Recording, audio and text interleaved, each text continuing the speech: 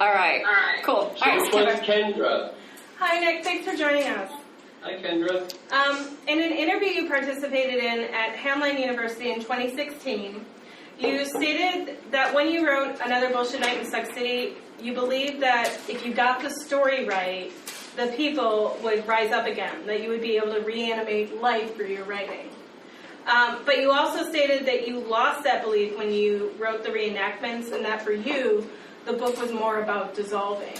And I was wondering, could you expand on that a little bit more? Good Lord, you gotta like throw things at me that I supposedly said.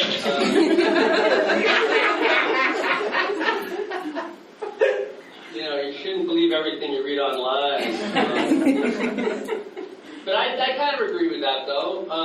Yeah, it's interesting because when you said that, that I thought, when I said I thought that I could, you know, reanimate the dead or something in my early writings, there's a poem in my first book of poetry called something. Hold on a second. No, never mind. It's in my first book. It's called what's it called? Father Outside. It's called Father Outside. And I had that same line in it. It's so funny because when you just said it to me, I thought you were talking about that poem about, like, you know, I believe it would rise. So I guess the poem came first, and then that interview came much later. So I guess like it's sort of like sometimes when you write a poem or when you write anything, what you write, you don't really understand it completely, and later, sort of its deeper meaning comes to you. At least for me, like I'm not like I'll often write things that sort of sounds right. It sounds sort of like a little mysterious to me. So that thing about reanimating the dead through writing, now I sort of do understand what I meant when I wrote that. And I think there was sort of this naive belief or this hope or this imaginative act that writing would sort of bring the dead back, or bring everyone together again, which it does do on some level. I mean, it does, like, when you revisit your memory, when you go back into places, your childhood or in any moment in your life, it is a form of like reanimating, bringing things back. And then when I said it, I sort of lost that belief.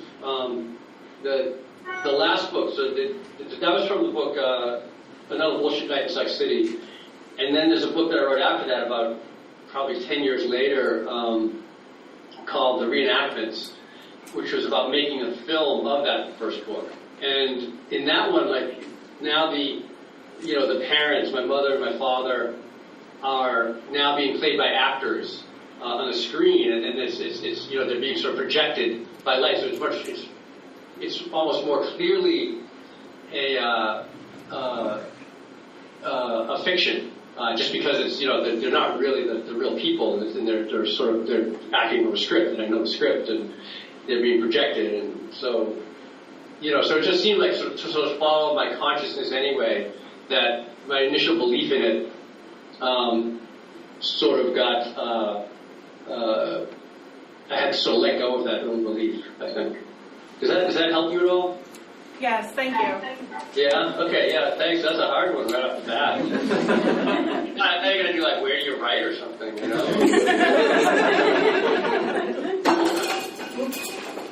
Sorry. Oh. Is that me? No, I did it. Hi, Nick. I'm Cassie. Wait, what's your name? Cassia. Cassie.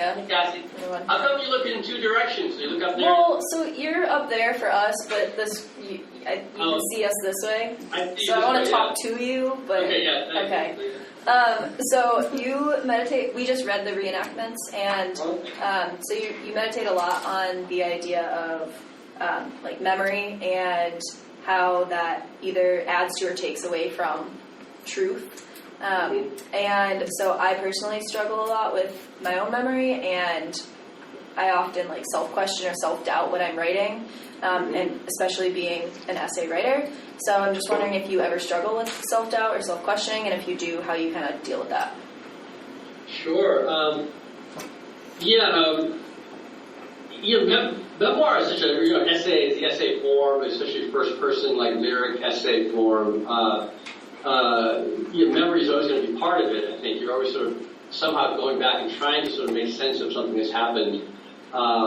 And a big part of that is that it's the very act of it, the very act of like trying to, it's such a deep abstraction, the thing that we're involved in. Like going from something that happens, and we get a memory imprinted, and what gets imprinted is also very wildly selective. Like the things that we remember are minuscule. From God, can you hold on 1 second? My daughter's calling on the phone. I just have to say, hey, you okay? Hi, you okay? No, Courtney's not coming, so you're going to walk there by yourself. And I'll be there, and I will be there at by 7, okay? Okay, thanks. Bye. Sorry. Sorry. An 11-year-old, I'm letting her like walk to soccer by herself through Red Hook, New York. Like, is that a mistake? I don't know. Let's take a poll. She's like, it's only like 4 blocks, but it's like 4 blocks through Red Hook. For those of you who know Red Hook, so we'll see.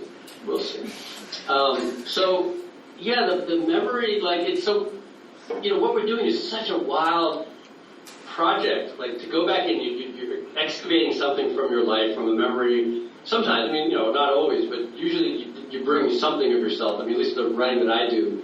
And then you're trying to sort of select something that will resonate, or selects you, the resonant images, sort of keep rising up, and they seem to have this sort of energy around them, and you try to collect them, but it's always going to be, it's not like we're not recreating reality. We're not. It's just an impossible thing to do. We try to sort of do it. I try to do it as close as I can to what I think of as the physics of the natural world. Like there's a certain cause and effect that happens in nature.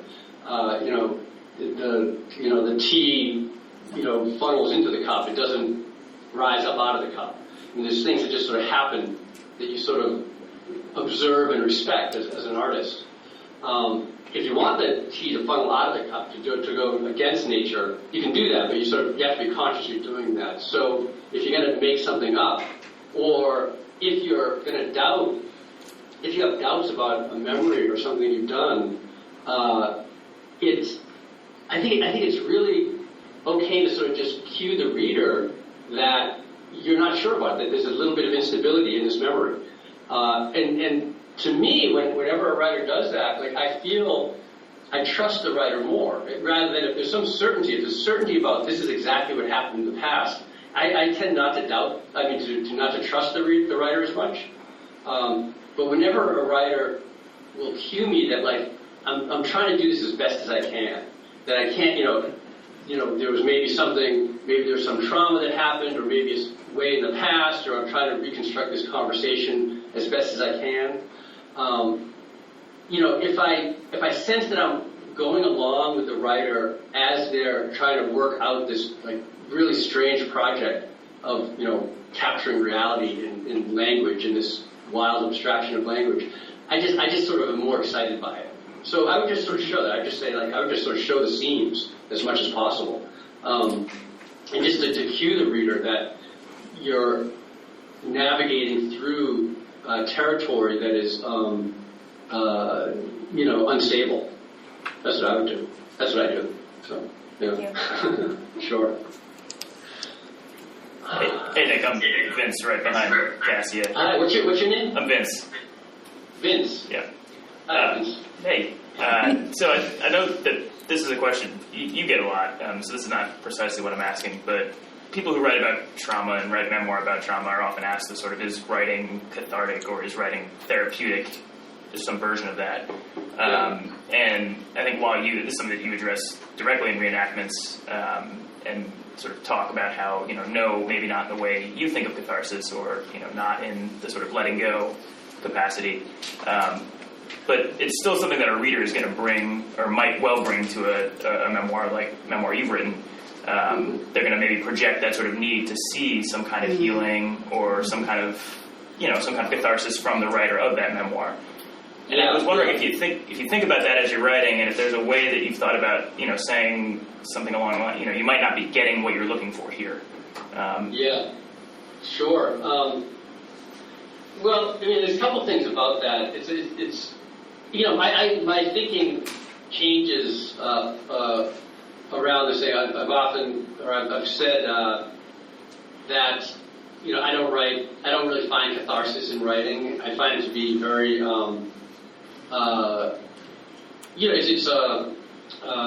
it's a very complicated sort of procedure. It's going into it's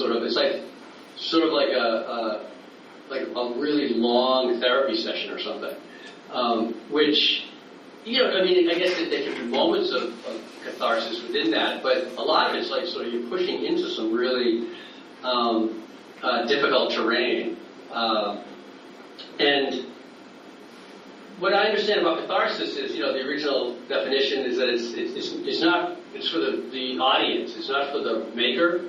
That the audience goes to get catharsis. But I don't think Aristotle talks about the maker of the art. I think it's really, and I think that making art can be a dangerous proposition. Not like a healing, like, I'll get healed and write a memoir, and that's going to make us all better. Reading a memoir, going to see art heals me. Like, that's where I find catharsis, by reading other people's work and feeling that empathetic connection with another human being is like really important. We do it all the time. I do it all the time. But there's a toll taken by creating it, and so one just needs to sort of do the things one does to stay healthy, to be in shape in order to do that, to be in psychic and spiritual and physical shape to do that, which is whatever you do, which is, I think we all know the stuff that sort of makes us healthy and stuff that makes us unhealthy. We all probably have a different list of that, but they're probably all, sugar is probably somewhere in the middle. I don't know. I don't know. But, I have to do a lot of things in order to get in shape. Like Stanley Kunitz has said that, if you read a poem that you love, and you want to figure out how to do that, you have to become the person who can write that poem. Like it's not like a technical thing. It's not like a craft issue solely, or even not much of a craft issue. It's more like changing your life so that you can be the person to write that. If it's a poem that has like sort of deep, sort of pushing into some deep psychic truths, you have to become a person that can do that. And that's there's a lot of ways that one does that. I think for me, therapy is a really good thing. Yoga, meditation, 12-step things, whatever it is that you do that sort of gets you, that's the next right step in one's life. I think it would help the writing, So, and it's also all the things around. It's also all the things that one has to do in order to become the person that can write that poem is the cathartic stuff. The writing itself is much more like dangerous or something, or quicksilver. It's like really like, it's not like, it's unstable. It's really unstable. At least I found. It's not like, I'm going to sit down and have my morning tea and write for an hour and then feel really good, That's going to sort of, that's going to replace like a yoga class. Like it just doesn't seem to work that way. Like I get lost in the thickets writing. Like I end up wandering the wilderness and sort of come out like a madman at the end of it. So. Yeah. Cool. All right. Next question. Okay, Kat. Hi. Hi, Kat. Hi. How are you? So, I also just read your latest book of poems, and in one of your poems you mentioned this is the dark wind inside, but it's not the darkest wind. And I feel like you do this a lot in your work, like in your entire oeuvre of work, where you reveal like that dark part of self, but at the same time there's a restraint of not revealing, getting too explicit about certain elements of the past. and sometimes you like bring in more of the like intellectual approach, like you do in the reenactments in some part with neuroscience. But I'm wondering, how do you navigate that restraint? Like how much of that dark wind to actually put on the page, and what to sort of circumvent through another lens? Well, that poem you're talking about, I mean, I say like, this is the dark wind inside, but not the darkest. And then the next line, I say what the darkest is. I mean, you notice that, right? Mm-hmm. Yeah. So it's not like if I know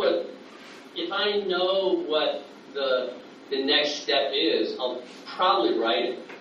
If I don't know what it is, I probably won't write it. Or I'll say I don't know what's beyond on the other side of the door. Just because I think that one, there's no need to like sort of hold something back, like because this is like the really good stuff. I'm gonna save it for my next poem. Like I don't really understand that impulse. Like it's just like you put everything that you have, everything you know into each poem, everything you sort of come to, and then you see what comes after that. Like it's not something you're saving for the next thing. So I don't. That's how I think I heard that from someone, from maybe Marie Howe. I had some really wonderful early teachers of poetry, and I believe Marie Howe said that, like you put everything that you know and feel and understand into each poem. Like you don't try to, I'm going to save this good stuff in the next poem. Like you try to build everything into it. So, I don't think there's much I really leave out. Really, so, a good Lord, if I did, I'd, be like a mass murderer or something, I mean, it's already crazy stuff in it, so. Yeah. Next question? Okay, Jason? Hi.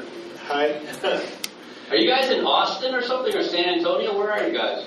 We're in Denton, which is about 35 miles north of Dallas, Fort Worth area. Nice. Yeah. I just suddenly realized that I wasn't sure where you were, but I knew it was Texas somewhere. I sensed it was Texas.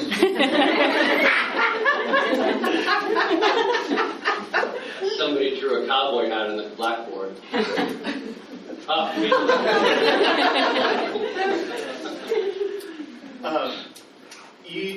I read an interview where you said that you have memory gaps about what you just had for lunch. And a lot of, through reading reenactments, I'm thinking about how we process memory. And I'm wondering if you are aware, you see the act of remembering as a kind of choice that you're making about what exists in the past, in a sense. And when you feel like you're going back and forth, how do you make a choice about, do you include the thing that you feel is true, or do you include the thing that you feel makes a better book or essay? Yeah, God, you guys are throwing tough questions at me. So, I think, I don't feel like I have a great memory, yet the act of like sort of, it does feel like a muscle also, like that you can exercise, that you can sort of like see and sort of you grab a thread of something, at least for me, and sort of follow it, just sort of keep pulling on it, and then more gets attached to that. It leads you into a space that you've forgotten existed. But even so, there's still like huge gaps there. My daughter is the one that's right now walking alone. She's 11, and she's like, so she's, when she's in 6th grade now, she was in 4th grade, she says, "Oh, what was your 4th grade? Who's your 4th grade teacher?" I'm like, I have no idea. Like, who's your friend then? I'm like, I don't know. Like, I was in public school, and it really was just like, I think I just kind of shut down until the bell rang, and then got out. Like, it was really like, the whole point of it was just to sort of make it through with as few scars as possible. So I don't really remember a lot, but I remember stuff outside of that. Like I remember this stuff outside of it that I remember. So I built a whole book. I have a new book coming out next year that's all around telling my daughter stories about when I was her age. And sort of like slowly sort of finding other things and asking questions. Suddenly, it's an interesting thing. But to say it's a choice, though, is a funny thing. Like it's not. It really isn't a choice. Like again, to answer like the question I was asked before, I would never do it. I would never sort of not put in what is like a truth, unless it's some mundane truth that doesn't really move the story forward. But if there's some deeper, really significant truth, I would not change that or omit it in order to make the book better. Like I think I would have to build the book around that truth to do it. And there might be times, and there's definitely times where like I haven't been psychically ready to sort of look at something, which is I think just true for all of us. We're sort of like, that's the thing about having sort of that writing is sort of a continual thing, and you get to keep going back into it and trying again. Like, and it's not that it was some intentional choice to leave something out of an earlier book. It's just suddenly, maybe now that I'm at a certain age now and I have a child, so I'm seeing the world different. Like it's very different when suddenly you have a child that was your age when you were that age. Suddenly, it's like, well, okay, now I have a different insight on it, which I couldn't have had earlier. And so it's more like that. So, but that's so interesting. The idea of choice, I keep going back to that word choice that you used, because I think that's something I'm really wrestling with right now. It's like I had a whole idea of writing this thing about choice. So it's interesting you brought it up. So, yeah, I probably didn't answer your question, but thank you. Who's next? All right, Cade. Hi. Thank you for Skyping in. Is it Cade? It is Cade. Yes. Cade. Hi. So I find myself a lot lately writing about my father, and everything that comes through, it's typically essay after essay. It's a lot of the same memories, a lot of the same things. So many of them are the same, but I'm wondering how you would suggest one might pull back from a subject or a moment to give it breathing room, or in other words, how do you try when writing about the same things or experiences or memories to keep the writing fresh? Mm-hmm. Well, like, when I was writing the first memoir in Another Bullshit Night in Psych City, like there's all sorts of ways you write about things, and you can write about just the physical space that the father is in at a certain moment, a certain memory. Just write that without any people in it. You can just do pure dialogue. You can just do, these are all things that I try. You can do it from his point of view, like enter into his consciousness. You just sort of like shift it around and sort of see what gets released when you try it in different ways. Play with the tenses and the pronouns. Instead of saying, he does this, say like, make it into you or they, or make it like universal, like all fathers do this. Find archetypes that somehow contain the energy that your father contains. What's a father-like archetype that, that's what I did with my father, with like, King Lear and Ham and, there was another one too. Lear and Ham and another one. Yeah, there were like sort of these three archetypes that my father sort of fit into, these father archetypes.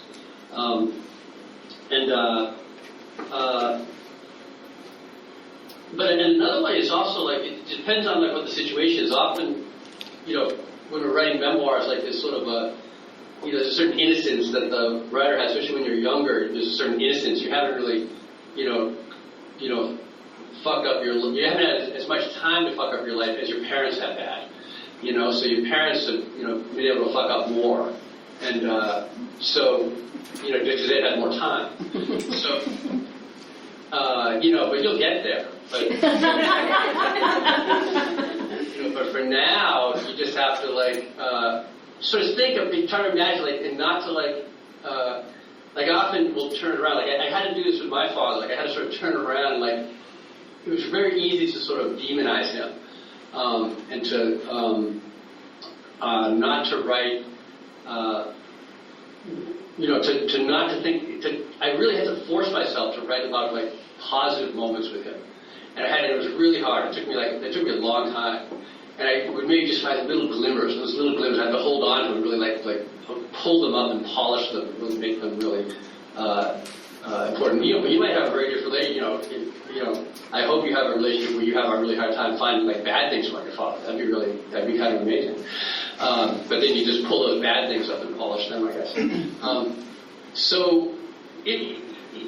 it seemed really important, and for me, it was really important to with my father to write. And it's sort of been for a really good lesson in general to write from a place of compassion and not from a place of judgment. To really find this sort of what is empathetic compassion for this person. It just seems much more difficult a project than to write from a place of judgment. So that those are sort of things I would suggest. Thank you. Yeah. Not knowing you or your father at all. All right, one more question from the students, and then I have a question I always ask writers, so I'll get to that last. But who has the final question from the group? Okay, yeah, Shelley, go for it. Hi, Nick. Hi, Shelley. So I have a question also about memory. And as I was reading the reenactments, I found myself constantly wondering if some of these experiences with the props or the actors, if any of this started to infringe on your real memories. And so that at some point, maybe when you thought of your father, you would picture him wearing a coat that De Niro wore instead of his own. And so I have a really bad memory, and my memories are always shifting around and changing. But a lot of the stuff that's changing is just kind of trivial, or seems trivial, like what car I was driving at the time, or whatever. But your experience was such a personal and emotionally intense experience that you were seeing reenacted. So, and then you did address it toward the end of the book. It was the scene with the psychologist Hurst, where you were talking about how he proposed that soon, if it hadn't happened already, whatever memory that you had of your mother would be replaced by Julianne Moore. So, and then you suggested that, no, I'm not that far gone, that's not going to happen. But I was wondering if that's still true, or if it was never true, and if you felt your memory slipping through the props and the actors, if you felt that they were, that your memories were stolen somehow, and how that made you feel. Yeah, sure. Well, I have Christmas now every year with Julianne Moore, so just kidding.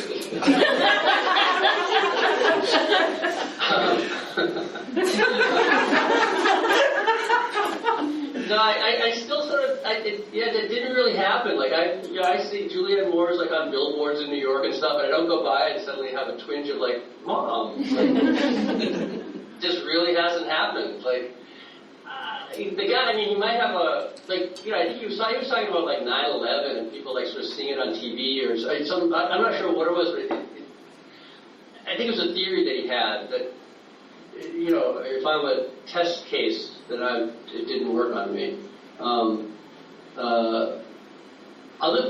Many other things happened. it was a really intense experience, but not like the memory being replaced. Especially, it's a strange thing, he's talking about 9/11, seeing a building blow up that maybe you didn't even be in, you weren't even in, but to think that the person that you grew up with, you spent your whole life with, would be replaced by an actor that you knew for 4 days, doesn't really, I don't think he thought that out too well. So it was an interesting experience. It was nice. It was a nice place. There was this, what's it called? Some Buddhist place, the Rubin Museum. Really fancy on stage or this thing. Suddenly they told me there was going to be a psychologist. I'm I'm in a therapy session in front of everyone. It's so great. So I forget beyond that. Memories do get replaced, I guess. Some memories get folded in. That whole book is about the nature of memory and how people that have studied it and how they get. It is more like a. It's more like a play than like a movie because every time it happens a little bit differently each time, and you find things. But there's certain things that I think there are certain resonant moments in our lives that really do get there's also studies about that too. They get burned into certain parts of the brain, and they're just there. They're just there. They're just, you can spend a lot of money on therapy or something to try to get them out of there, or you can just accept it and just say this is part of who you are, which I find a little cheaper. I do a lot of therapy for other things, but it's not like to somehow, it's more about acceptance than about like sort of erasure. It's more about just like, this is what, shit happens to everyone, so that's what life is, yeah, I guess that's my feelings about it. It's very interesting though, like things change as it goes along. It's really interesting if you're doing a project like this and you sort of go back to a moment and you realize like 10 years later you look back and go, whoa, I missed a whole lot of that. Like there was a lot of things that I sort of knew but I didn't know the significance of, or I didn't realize that was the big thing and this thing was actually, I was focused on the wrong thing. They say in trauma studies there's a thing called the cover story, where, most people, they come back from a war, say, they'll have a version of what happened to them that they'll tell to the general population, to their family or to their, to acquaintances or something about what happened. It's a thing that allows them to go on without actually going into the deeper emotional significance of it. And then there's like sort of the cover story, this is actually what happened. And so a lot of times I think we go through life mistaking the cover story for the actual story. And so part of our job is, as artists, is to sort of like just peel it up a little and ask why you're telling that story. Why is it you're telling that story? What's the thing all around that story that you're sort of not telling? I find that to be much more interesting than to... the cover story is only significant, I think, in as like a defensive posture or something, which is okay. I mean, we all have that, but it's good to also recognize there's other stuff behind it. Thank you. Cool. All right, so my question is, we have both MA students in here and PhD students in here in fiction, poetry, and the essay. What advice would you give these students in graduate school about either graduate school, writing in graduate school, or writing in general?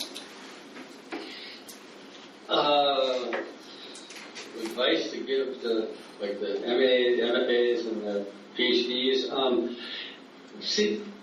It depends on what you want to do, really. Like it depends on like PhD. I never got a PhD, and the only appeal to that for me, because I'm just not an academic. I mean, I read a lot for any project I'm doing, but it really is like I like it to be self-directed for whatever project I'm working on.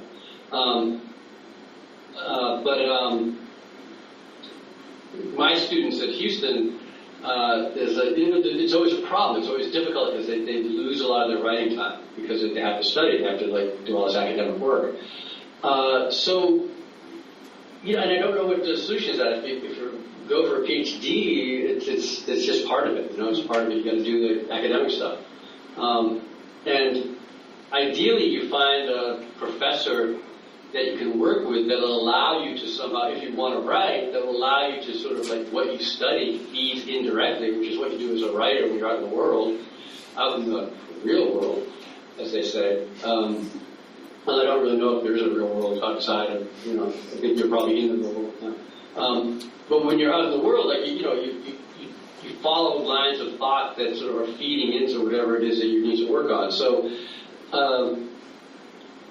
So ideally, you'll find like the professors to work with that will allow you to do that, to create your own reading list and to,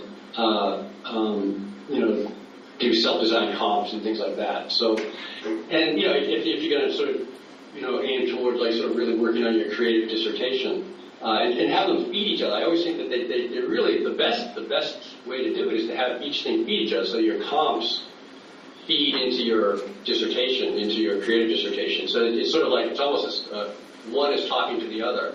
Like if the two are like really far apart, it seems like, that's quite a chasm to bridge, really. And it seems like it could